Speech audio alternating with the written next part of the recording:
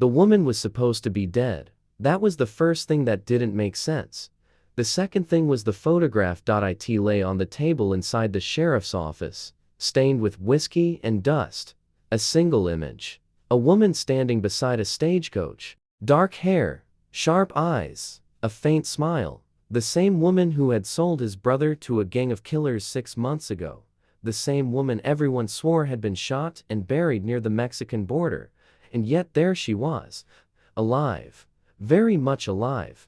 Ethan Hale stared at the photograph without blinking. The sheriff shifted uneasily. "You're sure it's her?" Ethan didn't answer. He rarely did. Most people in Arizona Territory knew him as the silent cowboy. Not because he couldn't talk. Because he chose not to. Words had a way of making promises. And promises had a way of getting people killed. The sheriff sighed. "That's her, then." Ethan picked up the photograph. Studied it. Every detail. Every shadow. Every line of her face. The woman had another name now. Clara Reed. At least that was the name she used these days. 6 months earlier, she had been known as Anna Blake. Before that, she had been someone else. She changed names the way gamblers change cards. Always moving. Always hiding.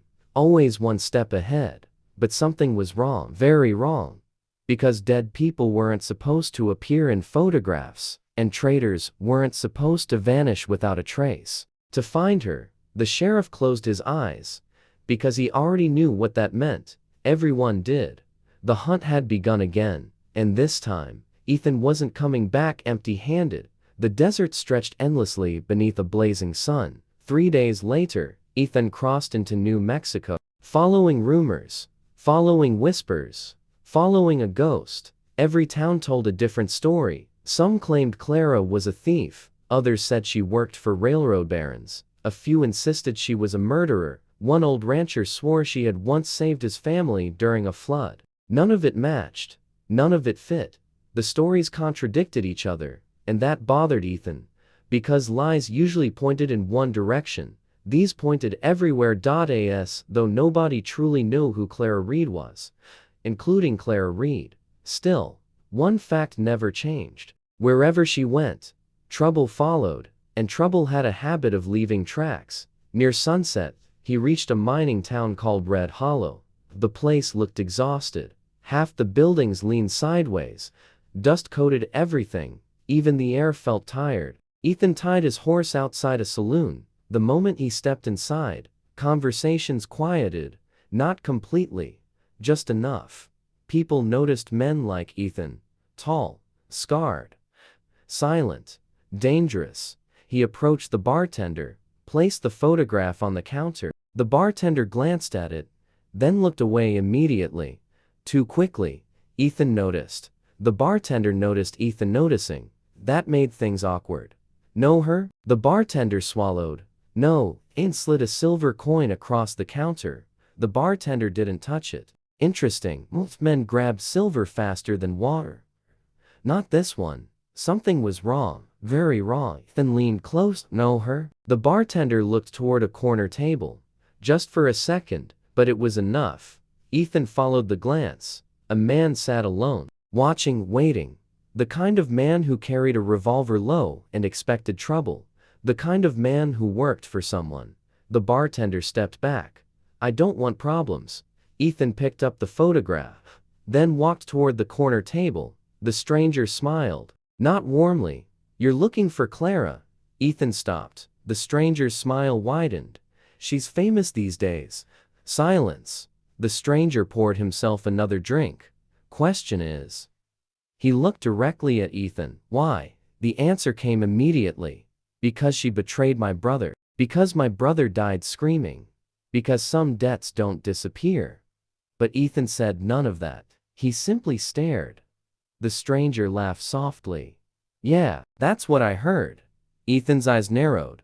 "What did you hear?" The stranger leaned back. "The story everybody knows." A pause. "The woman sold your brother to the Black Crows." The name hit like a hammer. Black Crows. One of the worst outlaw gangs west of Texas. Murderers. Kidnappers. Butchers. Ethan remembered every detail. His brother Jacob had spent 2 years tracking them, trying to bring them down. Then one night, everything collapsed. Jacob disappeared. 3 days later, they found his body, broken, tortured, dead, and witnesses claimed a woman had led the gang straight to him, a woman named Clara Reed. The stranger watched Ethan carefully, then said something unexpected. But stories are funny things. Ethan remained silent. The stranger lowered his voice. Sometimes they're wrong. A chill moved through Ethan. The man noticed. Yeah. He nodded slowly. Thought that might get your attention. For the first time all evening, Ethan sat down. The stranger smiled. Now we're talking. Outside, thunder rolled across distant mountains. A storm was coming. Inside the saloon, the stranger introduced himself as Frank Duggan, a former bounty hunter, mostly retired. Mostly, he studied Ethan for a long moment. Then asked quietly, "You ever wonder why she stayed alive?" Ethan frowned. Frank continued, "If Clara really betrayed your brother." He shrugged.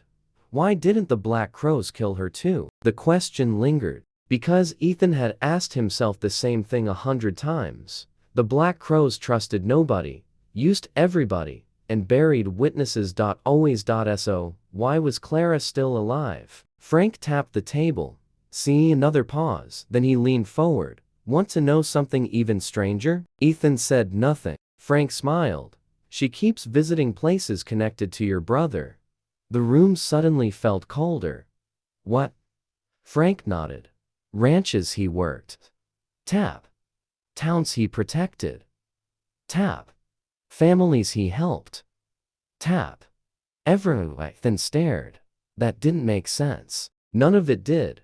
A guilty woman should run, hide, disappear, not revisit the past, not follow the trail of the man she betrayed, unless there was another reason.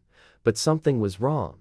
Because if another reason existed, why hadn't she told anyone? And what was she afraid of? Outside, lightning flashed. Thunder followed. Closer this time. Frank looked toward the window, then back at Ethan. His smile was gone now, completely gone. There's something you need to know. Ethan felt the tension immediately. The shift. The warning. What? Frank's voice dropped. You're not the only one hunting her. The storm broke. Rain hammered the roof, and somewhere outside, a gunshot echoed through the darkness, followed by a scream, then another shot. Much closer. Frank stood instantly, his face pale. They found us. Ethan's hand moved toward his revolver. Who? Frank looked toward the door. Fear filled his eyes. Real fear.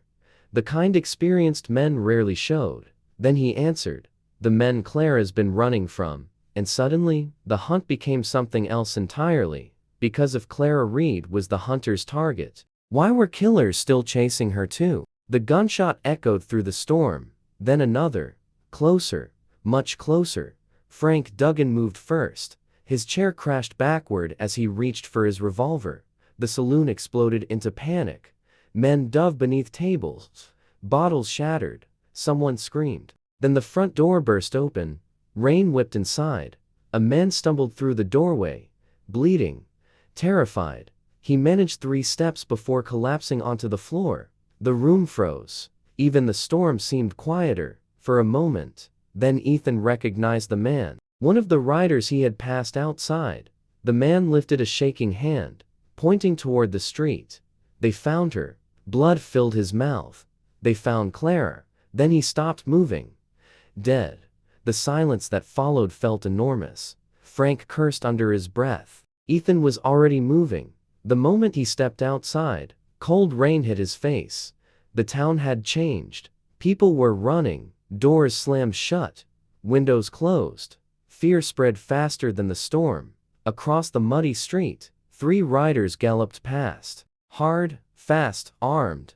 Black coats, black hats, black horses, Black Crow riders. Ethan's eyes narrowed. The gang wasn't supposed to be this for North. Not this organized. Not after Jacob's investigation, unless something had changed. Lightning flashed. For a split second, Ethan saw another figure at the far end of the street. A woman, mounted, dark hair soaked by rain, riding hard toward the hills. Clara. She looked over her shoulder, saw the riders behind her, then disappeared into the darkness. A gunshot followed, then another. The chase was on, and before Ethan realized it, he was already riding after them. The storm lasted all night. Thunder rolled across the mountains. Lightning turned the desert white every few minutes. The trail was difficult, dangerous, but impossible to miss. 5 riders chasing one woman left plenty of tracks. Ethan followed them into the hills, hour after hour, through rain, through darkness, through narrow canyons. Something about it bothered him. The Black Crows weren't simply hunting Clara. They were desperate. That meant she had something, information, money, evidence. Something valuable enough to risk exposure. But what? And why now? The questions followed him through the storm, growing larger, heavier, more dangerous. Then dawn arrived, and everything changed. The canyon narrowed sharply. Fresh tracks covered the ground. Signs of a struggle. Ethan dismounted, examining the area carefully. Broken branches. Spent cartridges. Blood. Lots of blood. But something was wrong. The blood trail moved in 2 directions. One rider had fallen. Maybe more. And someone had escaped. His eyes followed the tracks, toward a narrow passage between the rocks. He moved quietly, hand resting near his revolver, every instinct alert. The canyon felt empty, too empty. Then click. A rifle hair. Behind Ethan froze. A voice spoke, calm, steady.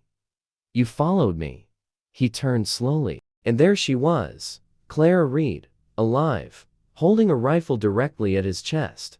For a moment neither spoke. The woman looked different from the photograph. Older, tired, the kind of tired sleep couldn't fix. A scar crossed one side of her face, fresh enough to notice, old enough to matter. Rainwater dripped from her coat. Her eyes studied him carefully, then narrowed. Ethan Hale. Not a question, a statement. Ethan wasn't surprised. Everyone knew who he was, especially people with reasons to fear him. The rifle never moved. Neither did Clara. You should have stayed out of this. Ethan finally spoke. Where's my brother? A flicker crossed her face, gone instantly. But he saw it. Pain, real pain, guilt. Pain. That wasn't what he expected. The rifle lowered only slightly. He died. The answer hit harder than it should have, even though Ethan already knew. Because the way she said it sounded different. Not cold. Not defensive. Almost sad. You were. A long silence followed. Then she nodded. Yes. The canyon seemed to grow quieter. Ethan felt years of anger tightening inside him. The funeral. The grave. The questions. All leading here. To this woman. To this moment. You betrayed him. Clara looked away. Toward the canyon walls. Toward something far away. Then she whispered, no. Ethan's hand tightened. You expect me to believe that? Her eyes returned to his. Sharp now. Focus. No, pause. That's the problem. Something about that answer unsettled him. Because it sounded honest. And honest people usually lied differently. Suddenly, Clara stepped forward, grabbed his arm, hard. Get down. The warning came a split second before the shot. A rifle cracked from somewhere above. The bullet shattered rock exactly where Ethan's head had been. Both of them hit the ground. Another shot. Then another. Snipers. The Black Crows had followed them. Clara cursed. They found us. Ethan rolled behind a boulder, drawing his revolver. 3 riders appeared on the ridge above, then 2 more. 5 total. All armed. All hunting. The gang wasn't after Ethan. They weren't even trying to arrest Clara. They wanted her dead. Immediately. No questions. No negotiations. No capture. Death. And that bothered Ethan. Because dead people couldn't answer questions. Gunfire erupted across the canyon. Bullets shattered stone. Dust filled the air. Clara fired first. One rider tumbled from his horse. The others scattered. Ethan watched carefully. He was good. Very good. Not the way outlaws were good. Not reckless. Not cruel. Disciplined. Calculated. Almost military. Another strange detail. Another question. Another piece that didn't fit. A rider rushed the canyon floor. Ethan fired. The man fell instantly. The remaining gang members retreated. Not defeated. Just cautious. Waiting. Watching, planning. And that meant trouble. Because Black Crow riders never quit. Not unless ordered, or dead. Several minutes passed. Silence returned. The canyon settled. Clara reloaded her rifle. Ethan kept his revolver ready. Neither trusted the other. Not yet. Finally Ethan spoke. Why are they hunting you? Clara laughed bitterly. A tired laugh. The kind that carried years of regret. Because I know the truth. The answer wasn't enough. She knew it. But something was wrong, very wrong. Because she looked genuinely afraid. Not for herself. For something else. Someone else. Ethan noticed. Whose truth? Clara hesitated. The hesitation lasted too long. Then she reached into her coat, slowly, carefully, removing a small leather journal. Old, weathered, damaged. She stared at it for several seconds as though deciding something, then handed it to him. Ethan frowned. What is this? Her voice became quiet, almost fragile. It belonged to Jacob. Everything stopped. The wind, the canyon, his thoughts. Jacob, his brother. Ethan stared at the journal, unable to move, unable to breathe. Because he recognized it immediately. The leather cover, the worn edges, the initials burned into the corner. JBH Jacob Hale.no doubt.no question, his brother's journal. The one everyone believed had vanished the night he died. Ethan slowly looked up, and for the first time since meeting Clara, he saw tears in her eyes. Real tears. Not fear. Not manipulation. Grief. I tried to save him. The words barely escaped her lips. Then she added something that changed everything. Something impossible. Something that shattered the entire story Ethan had believed for 6 months. Your brother was never betrayed. A distant gunshot echoed somewhere beyond the canyon. But Ethan barely heard it, because suddenly only one question mattered. If Clara didn't betray Jacob, then who did? If Clara didn't betray Jacob, then who did? The question hung in the canyon, heavy, dangerous. Clara looked away. If she had spent months avoiding that exact question. Ethan, her voice was tired. The answer is in the journal. He opened it immediately. The first pages contain notes, names, locations, dates, nothing unusual. Then he turned another page, and froze, because he recognized the handwriting. Jacob single quotes S.no doubt. His brother had written every word. The entry was dated 11 days before his death. The words were short. Rushed. As though written by someone running out of time. I was wrong. Ethan stared, his heart pounding. Another line followed. The Black Crows are not working alone. He turned the page. Someone powerful is protecting them. Another page. If anything happens to me, trust Clara? The canyon seemed to tilt. Trust Clara. The woman he had spent 6 months hunting. The woman he blamed for everything. Trust Clara. No, Ethan whispered. Clara said nothing. He kept reading.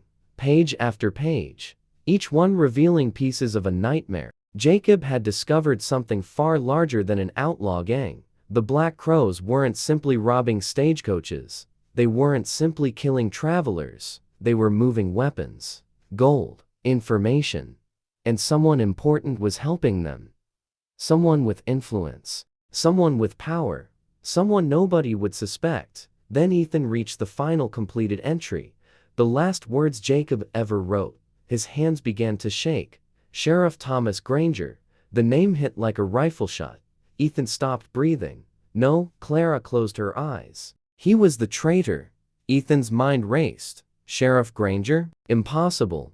Granger had attended Jacob's funeral. Granger had cried. Granger had promised justice. Granger had personally led the investigation. But something was wrong, because suddenly Ethan remembered details he had ignored. Details that now looked different. The missing evidence. The vanished witnesses. The dead ends. Every trail had somehow led nowhere, every clue had disappeared. And Granger had always been there, always, watching, guiding, controlling. Jacob had uncovered it, and it got him killed. A distant gunshot echoed. Then another. The black crows were moving again, closer, searching. Clara stood. "We need to leave." Ethan remained seated, still staring at the journal, trying to understand, trying to rebuild 6 months of grief. "You were helping him?" Clara nodded. "Yes." "Why?" The answer surprised him. "Because he saved my life." Silence. Then she continued. 2 years ago I was working undercover." Then looked up sharply. "What? I wasn't a criminal." Bitter smile crossed her face. "At least not then." She stared toward the canyon entrance. "I worked for the territorial marshals." The revelation stunned him. A federal agent. Everything changed again. Everything. Clara laughed softly. "I told you the story wasn't what people thought." She explained quickly. The government had been investigating weapons shipments disappearing across the territory. Entire wagon trains vanished. No witnesses. No survivors. Someone inside law enforcement was helping. Jacob stumbled onto the same conspiracy. Their investigations crossed paths. Eventually, they joined forces. Together, they got close. Too close. Then somebody discovered them. The trap was set. Jacob stayed behind so Clara could escape. He knew he wouldn't survive, but he forced her to run. Ethan listened in silence. Every word felt like another wound. Because now, he could see it. His brother had died protecting someone, and the woman he blamed had spent 6 months running from the same killers. Night fell before they reached the next town. A small settlement hidden among the hills. Most buildings were abandoned. Only a few lights remained. Clara chose an empty stable. Safer than a hotel. Safer than being seen. Ethan sat near the entrance, watching the darkness, thinking, because another question kept bothering him. One he couldn't ignore. "If Jacob trusted you." Clara looked up. "Why didn't you tell me?" Pain crossed her face instantly. Deep pain. The kind that never really leaves. "I tried." Silence. "Aim to your ranch." Ethan frowned. "What? You were gone." She looked down. "Then Granger's men found me." A pause. "I've been running ever since." Everything suddenly made sense. Every rumor, every false trail, every strange story. Clara hadn't been hiding from Ethan. She had been surviving, and Ethan had unknowingly become part of the hunt. Because anyone looking for Clara attracted attention. Attention Granger could track. Attention Granger could use. The realization made Ethan sick. For 6 months, he had chased the wrong enemy. But something was still wrong. Very wrong. Clara suddenly stood. Alarm filling her face. "What is it?" Ethan asked. She listened. Then whispered, "Horses." Ethan heard them too, distant. But approaching. Fast. Too many. The black crows had found them again. And this time, they weren't alone. Because leading the riders was a familiar silhouette. A man wearing a sheriff's hat. Sheriff Thomas Granger himself. The real traitor had finally arrived, and he wasn't coming to talk. The stable exploded in splinters. A rifle round punched through the wooden wall. Then another. And another. Granger wasn't wasting time. Neither were his men. Ethan grabbed the journal. Clara grabbed her rifle. Both moved instantly. A rear window shattered. They escaped into darkness. Gunfire followed. The town erupted into chaos. Boots, hooves, shouting, lantern lights swinging through the streets. The hunt had become open war. They fled into the mountains, riding through the night, pushing their horses hard. Neither spoke much. There was nothing left to say. The truth was finally visible. Now, survival mattered. By dawn, they reached an abandoned silver mine. Hidden, remote, perfect for a last stand. Ethan checked his ammunition. Not enough, Clara noticed. "We won't hold forever." "No." She sat beside him, quietly, for the first time since they met. No walls. No lies. No running. Just two exhausted people carrying the memory of the same man. "Jacob talked about you." and looked over. What did he say? A faint smile appeared. He said you were stubborn, then laughed despite himself. Sounds right. He said you'd never quit. The smile faded.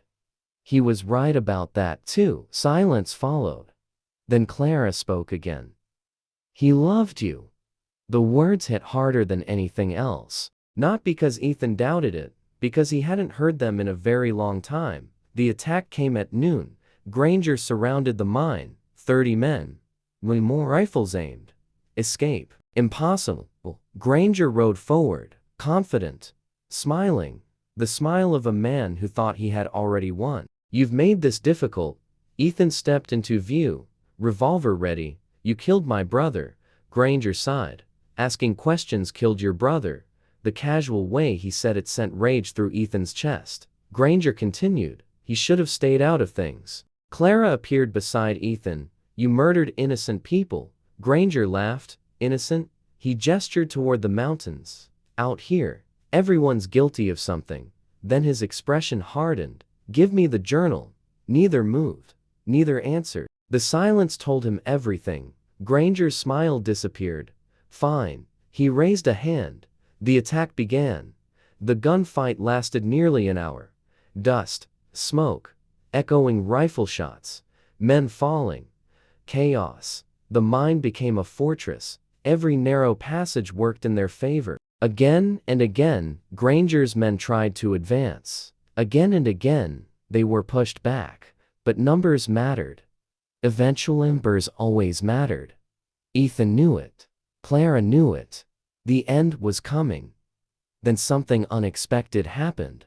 A rifle cracked from a distant ridge. One of Granger's men fell, then another. Then another. Everyone froze, confused. More shots followed. Accurate. Dead lingers appeared along the ridges. Dozens of it, armed. Determined. For a moment, Ethan thought it was another gang.